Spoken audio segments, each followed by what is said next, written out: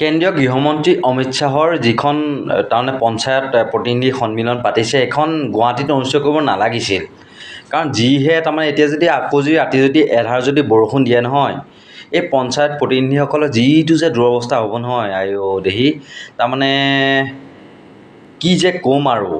সেইকাৰণে সেই প্ৰতিনিধি সন্মিলনখন হয়তো তাৰমানে মধ্য অসম নাইবা উজনি অসমত পাতিব লাগিছিল বা নামনি অসমত পাতিব লাগিছিল, গুৱাহাটীত নহয়। মানে গুৱাহাটীত কাৰণ যিটো কৃত্ৰিম বান হ'ব নহয়, বাপ্পা এইবাৰ ভাষণত কেন্দ্ৰীয় গৃহমন্ত্ৰী অমিত শ্বাহে এই যে 50টা সৰু বৰ টাইপত পুখুৰী মানে খান্দি পেলাই ব্ৰহ্মপুত্ৰৰ পাৰত পানী জমা কৰি তাৰপিছত তাৰমানে পাৰ্ক বা এনেকুৱা ধৰণৰ প্ৰমোদ কানন খোলাৰ কথা যে ভাবিছিল, সেইটো মানে কনচেপ্টটো এইবাৰ দিয়ে নাই বা ভাষণত, সেইটোহে আচল কথা হ'ব। কিন্তু